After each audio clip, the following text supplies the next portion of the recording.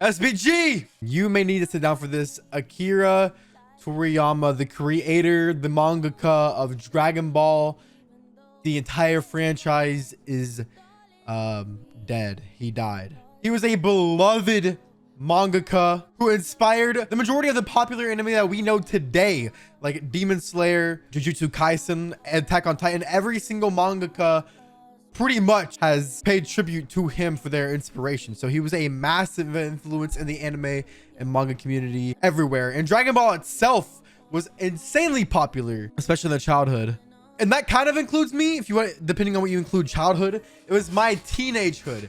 I found Dragon Ball. It was the first anime I ever watched. Dragon Ball is the sole reason I got into anime. So without Dragon Ball, there would be no me either. So I guess you could say he influenced this whole channel too. So if you've been influenced by me, then he influenced you through me too, which is weird if you think about it. Because I don't really talk a lot about myself, but especially early years in the channel. So I got into working out when I was like 14, and I found Dragon Ball when I was 15. My friend showed me, he's like, look at this clip. I just found this cool show. There was this guy with black hair. I remember seeing it so vividly. I loved the hair color transformation. It was so sick because his family was hurt and he was like, how dare you? And he went Super Saiyan and I was like, yo, I gotta watch this. So then I watched the entire show and I was like, that's what anime is. I have to watch more of this.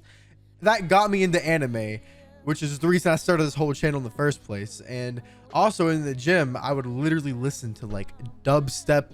I was watching these AMV dubstep Dragon Ball videos while I was doing cardio, and while I was working out, I was listening to them. They were about this guy called Lesby Epic. His channel actually got taken down, unfortunately, because of YouTube and copyright.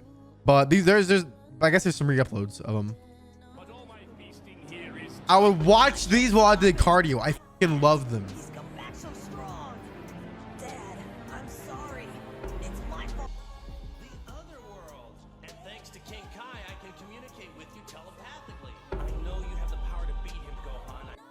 Bro, dude, Goku was like a fucking dad to me, bro, because I feel like, but when I watched it, I would self-insert into Gohan and I was like, yeah, I'm fucking Gohan, I'm gonna so then like when Goku was gone, I was like, damn, in real life my dad be gone. I don't live with my dad.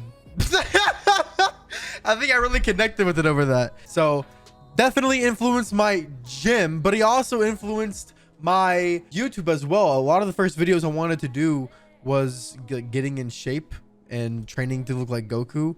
And then I was like, man, my physique isn't good enough to look like Goku. So I never posted anything.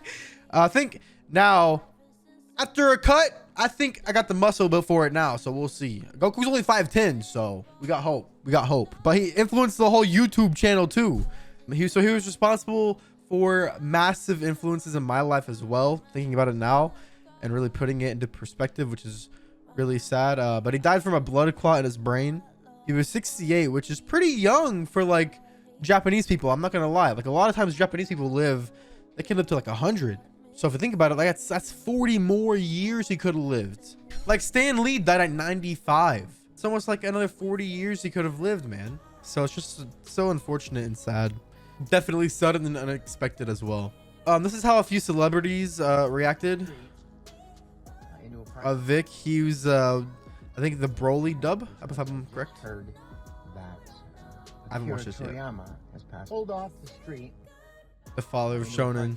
The One Piece creator Eiichiro Oda called Toriyama a giant tree and a hero who helped usher in an era where the manga is widely enjoyed by all ages, and it's 100% true.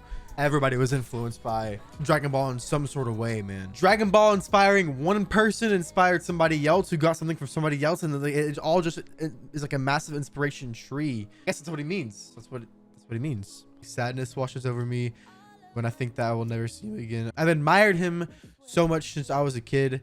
You can pause to read if you want. I'm not gonna read all this. I'm very sad. I tried to read it. My voice was cracking. I'm sorry. Kishimoto, the creator of Naruto, credits Toriyama as his guiding star and the inspiration for pursuing manga. Sensei's manga has always been with me, becoming a part of my life.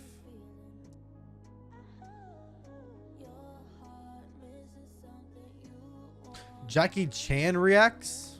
We lost an absolute legend, and it's heartbreaking. As for the future of Dragon Ball, so Toyotaro is a Japanese manga artist, and he has drawn a bunch of different Dragon Ball related manga things. So Toyotaro tweeted, I drew manga because I wanted to be praised by Toriyama sensei. It was everything to me. It was everybody's very sad, and there is speculation that he might continue drawing Dragon Ball Super, and I think it's gonna continue being released. I don't know what they have in store for the future without Toriyama, and who is gonna be like the leader, and for how long, and what's gonna go on with it. But I hope Toriyama had some sort of plan in mind, because I would hope that we can go by his wishes on what he wants for the story and everything. But if Toriyama did not specify exactly what he wanted, I think it would be best to leave up Dragon Ball Super itself up to Toyotaro, because he was the one who was doing the illustrations, and the story was being done by Toriyama.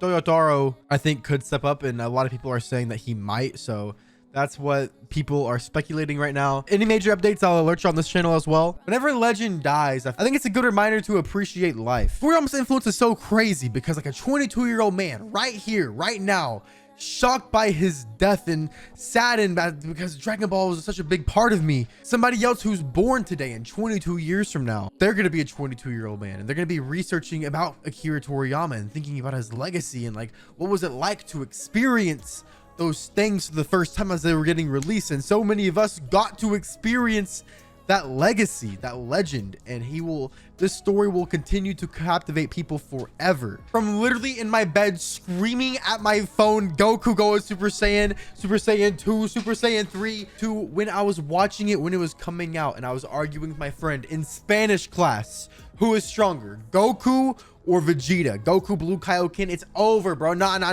though. Vegeta new form, Super Saiyan Blue, it's going crazy, bro. Do you know what it was like to be 16 at that time, 17, arguing with your friend when that was coming out? That was like peak, bro. Jiren versus Goku. Oh my God, I was screaming my head off every night. And don't even get me started.